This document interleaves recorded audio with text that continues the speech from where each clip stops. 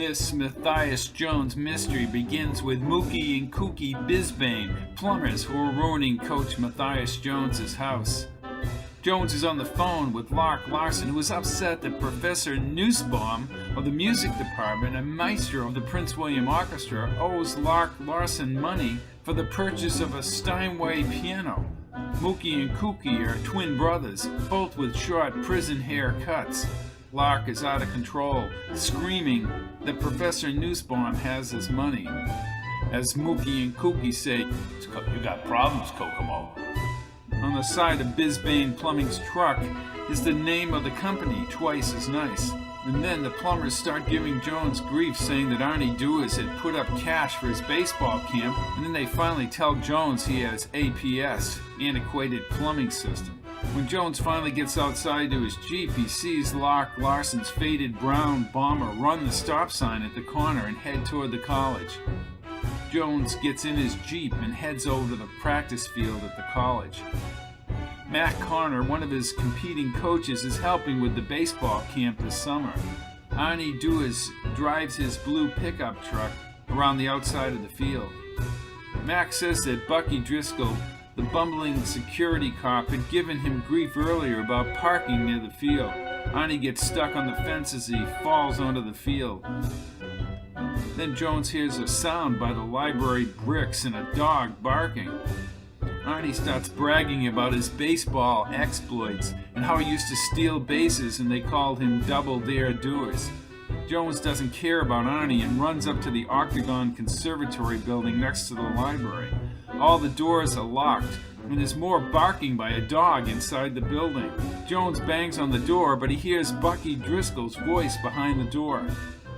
Jones immediately calls Police Chief George Strickland when Bucky won't let him in. Somehow, Arnie gets into the lobby. Bucky finally opens the door, and Arnie and Jones move inside. Professor Nussbaum is slumped over his cello. There's a snub-nosed handgun on the wooden floor. Nussbaum's German Shepherd is sitting next to his master. Jones remembers when they played frisbee on the common with the dog, and then he realizes that Lark was in here. Arnie says he knows about dogs, and the dog lunges at Arnie, trying to take off his arm. Strickland's on the radio and outside. Bucky says, "Hey, we don't need the Blue Boys in here." Jones thinks, since Lark came over here, that he may have killed the Maestro because of the money. Bucky says he didn't see anybody. There was a pause between shots, according to Jones.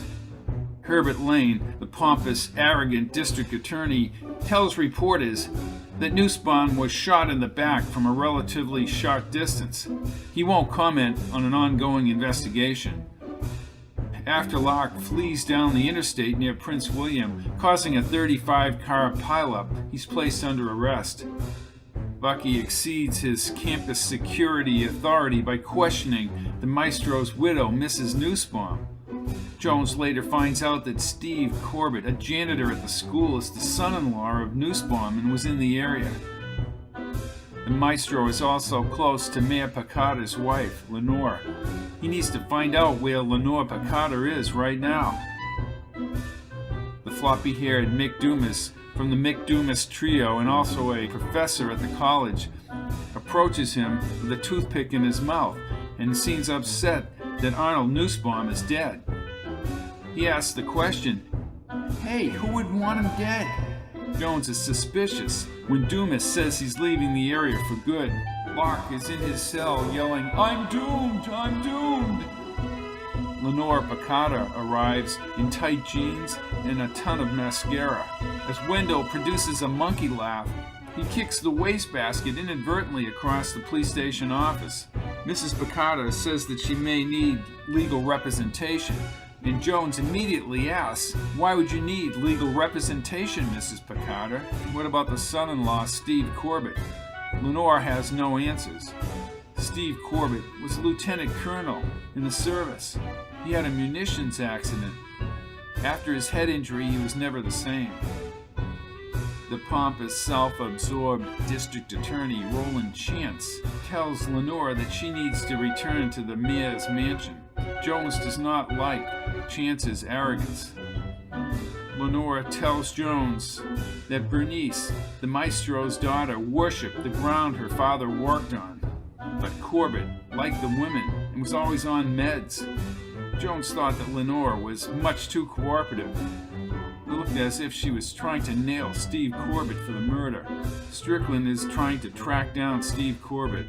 Arnie and Bucky arrive at the police station with important news.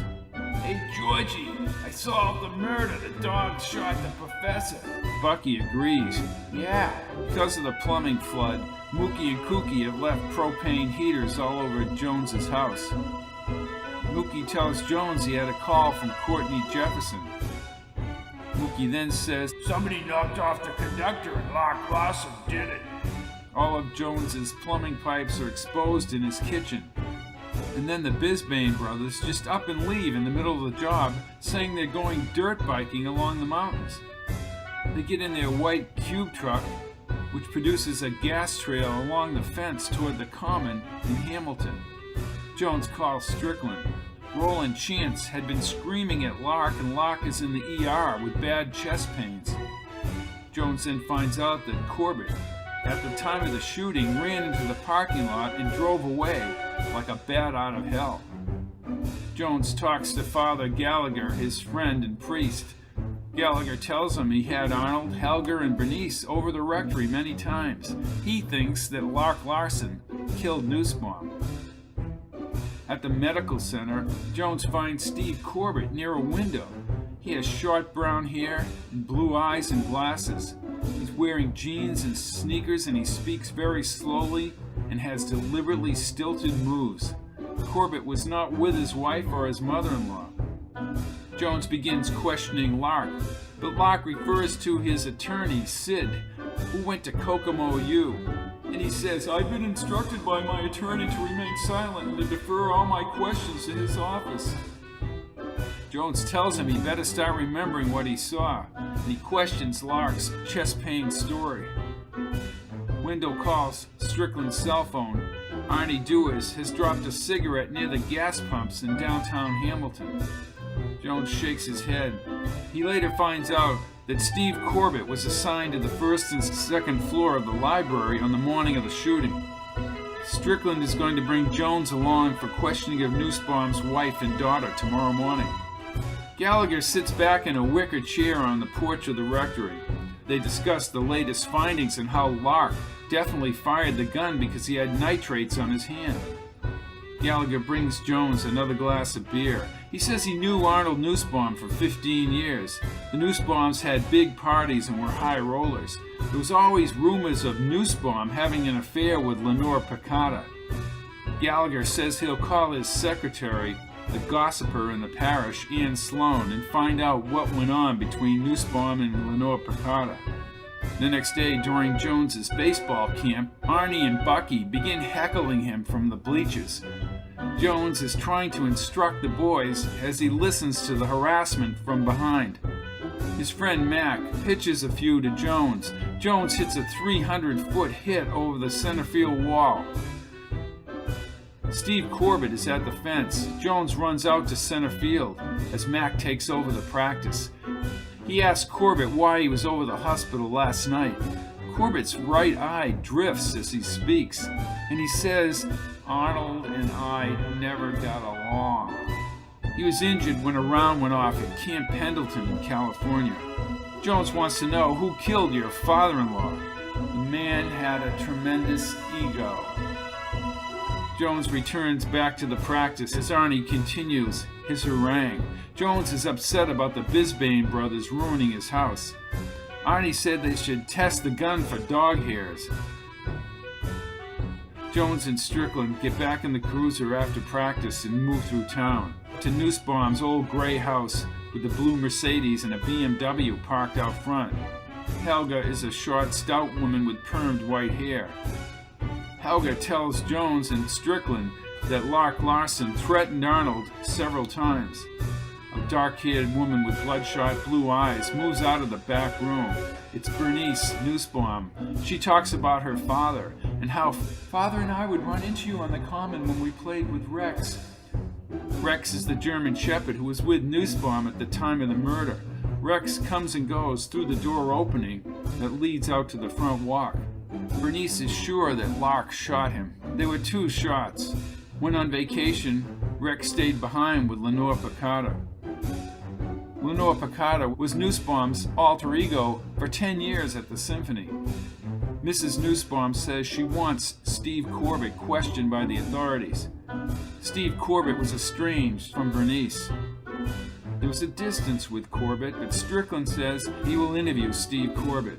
Bernice presents a gold card with black letters on it. She says that Arnold Nussbaum had detractors, but no enemies. Strickland turns the cruiser. Jones says he should call Rex the dog to the stand. Jones is wondering where Steve Corbett is right now. He wasn't in Grayson Hall this morning, and people said he went home sick. Corbett was definitely at the library yesterday morning.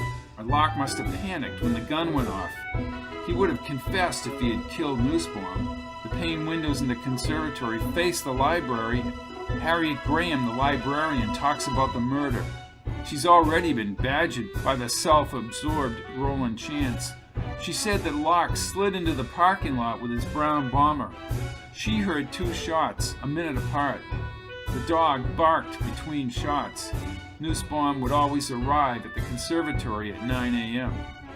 On the morning of the murder, Lark arrived 10 minutes later and Steve was in the library. Someone had overridden the alarm system. Jones looks out the window and sees Lenore Piccata snooping around the outside of the conservatory windows. He hurries outside. Her bold perfume fills the air. She has a clear, calm voice. "Where were you yesterday?" "Please call me Lenore." With information from Father Gallagher, Jones tells her that she was seen leaving a Prince William hotel with Nussbaum. Lenore tells him that Mayor Piccata just disappeared after dancing and she happened to be with Nussbaum. Jones wonders how Corbett could have gotten into the conservatory. When Jones meets Lark's lawyer, he realizes that this lawyer is just like Lark, making no sense. Lenore makes the comment that Rex always barks at strangers, and she had nothing going on with Nussbaum. Strickland arrives on the scene. He looks at the ebony Steinway piano, funded by Lark Larsen and money never paid back. He wonders if it's an act of anger and vengeance. Nigel Kent, the college president, tells Jones something confidential. Mick Dumas's contract was not reviewed on the recommendation of Arnold Nussbaum. Jones wonders about Dumas and where he was during the murder. Strickland gets on his cell phone. What Strickland finds extremely odd is there are no fingerprints on the piano or the murder weapon. Jones is later on the common with Bernice and Rex. Bernice tells him that Lenore was just a family friend. Rex sits down and waits for the frisbee to be thrown. Steve Corbett's whereabouts bother Jones. Sid Smoltz, Lark's lawyer, walks up to Strickland and says, "What are you, the law here in this town?" He's having Lark plead guilty. Jones suggests that Lark should get L.G. Bentley to defend him and not plead guilty and get rid of Smoltz. But Lark says he's keeping Sid, V.D., Vincent Domingo, Smoltz as his lawyer. Then Jones realizes Lark never had any chest pains till after he called Smoltz. Jones travels to Prince William and into Club Max's parking lot. Mick Dumas's trio plays at Club Max. In the crowded bar, Mick Dumas and his trio are performing. People are tapping their feet and dancing. He meets his friend, an underworld character, Cocoa Stefani. Coco says, "Murders give people something to live for, Jonesy." He asks Jones to work for him. Jones just shakes his head. Coco talks about how well they work together, tracking down Jones's father's killers in Indiana. He introduces one of his girls, Bibi, to Jones. Jones listens carefully. Mick Dumas is sounding flat on the piano. Mick Dumas has a toothpick in his mouth instead of a cigarette. Mick says he didn't kill Nussbaum, and he says Lark has no defense for what happened. Arnold suffered from a large ego. Bucky Driscoll enters the barroom and immediately gets on Coco's nerves, and Coco calls Bucky sewer breath. Father Gallagher is a good friend with his patron, Cocoa Stefani. He walks into the barroom. Cocoa says, "Father, you shouldn't be in here." Gallagher orders a martini straight up. Gallagher says that Steve Corbett was having an affair with Lenore Piccata. Gallagher doesn't want Piccata involved. Jones then learns that Steve Corbett is missing. Back at his house, Mookie and Kookie have installed automatic shutoffs on his toilets, but Mookie drops Jones's phone into the toilet. Jones has to leave and gets back to the practice field. Jones then confronts Arnie on the phone about paying for the beach bash for his baseball camp on Friday down at Hamilton Bay. Arnie says he has a cash flow problem as Mookie flares out a brass-tipped torch right in Jones's kitchen. Jones heads out to his Jeep. The engine idles badly because Arnie tinkered with it a couple days ago. L.G. Bentley talks to Jones and wants to know why Lark pleaded guilty when he didn't have to. Strickland heads over to the mayor's mansion to get a definite statement under oath by Lenore Piccata. Jones arrives at Gallagher's rectory parking lot at 5:30. Jones wonders if Lenore and Steve Corbett had collaborated to kill Arnold Nussbaum, but he does suspect Mick Dumas. His Jeep breaks down on the highway between the mountains. Bucky passes by and beeps the horn at him, and then Arnie Dewars in his big truck passes by and blows the truck horn. Jones is up in the area where the Bisbane brothers are riding their dirt bikes. They tell him they heard shots up here in the mountains. Jones gets on the bike with them and heads down the trail to the old Outback Club where they heard the shots.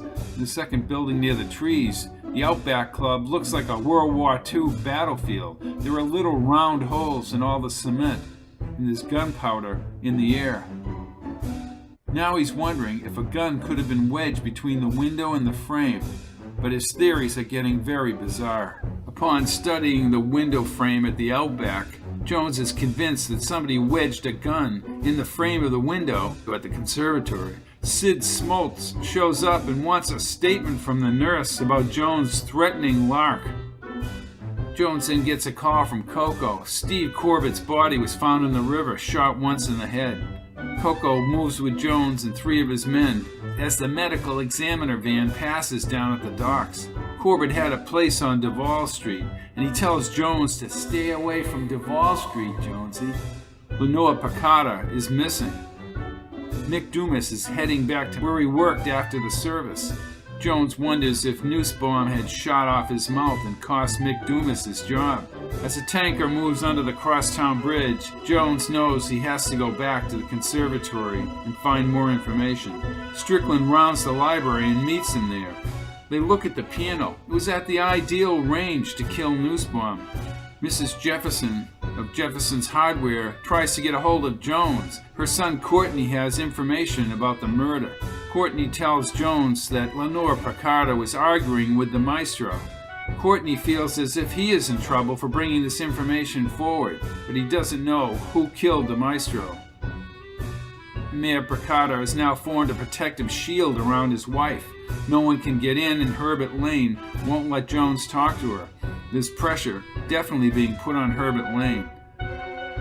One of them may have killed Corbett, or maybe even Piccata ordered the killing.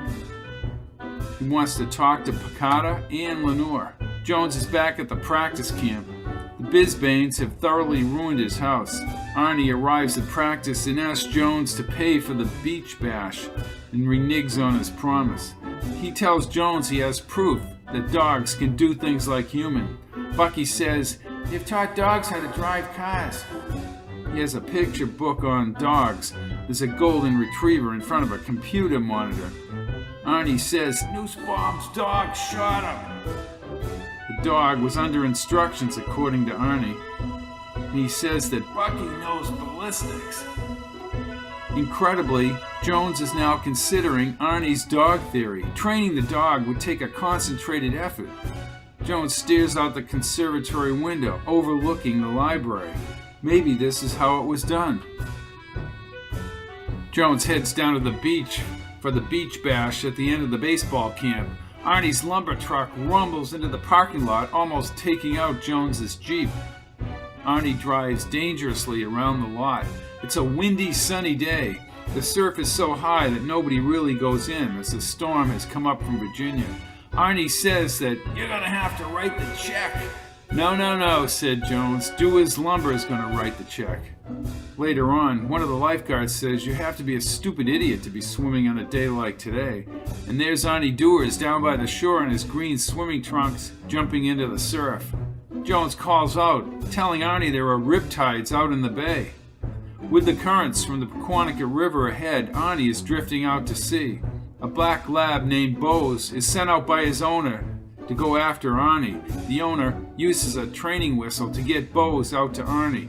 Arnie grabs the dog and is brought back into shore. And then Arnie begins again, telling Jones that dogs can be trained. Jones asks the owner, but the owner disputes about how a dog could be trained to shoot a gun. But Arnie thinks he could really be trained. Jones heads down the conservation road to the Outback buildings again. In his mind, he wants to know if Lenore trained the dog up in the woods. A dirt barrage pelts his windshield as Bucky's security car tires spin the dirt. Bucky gets out of the car and starts screaming at the car, "Stupid car!" But he leaves the car running and the car takes off by itself down the road. Bucky's uniform is splattered with chocolate mud. Jones and Bucky move down the conservation road in Jones's Jeep. Lenore, Corbett, and Dumas could have trained the dog to kill. Corbett would have brought the dog out here to train. Jones checks around the door frames of the old Outback Club. There are discarded cigarette butts and food containers. The concrete is pummeled. There are hundreds of concrete chips on the ground. The window is half propped in the old shell of the Outback Club. Then he thinks back to Bose on the beach saving Arnie's life when the whistle was blown. Jones is wondering if somebody blew a whistle to get the dog to do something. If the gun was wedged securely, it could fire on a fixed target. Nussbaum had the same schedule every morning, practicing the cello next to the piano. He wondered, did Lenore check for the gun? Corbett had keys to the conservatory, and Mick was in the library. There's a noise outside the old shell of a building up in the woods. His car, driving by itself, approaches and Bucky shoots up the car radiator and windshield. Jones slices his hand on a piece of serrated plastic, half buried in the dirt. He picks up the piece of plastic and tucks it in his pocket. He wonders, did the killer break this piece of plastic? He wraps his hand in his handkerchief and drives back to pick up Bucky. Mick Dumas is livid that he is questioned by Police Chief George Strickland because of Jones. So what if he was on the 5th floor of the library? Jones wonders if Lenore was sent to the conservatory on purpose to frame her.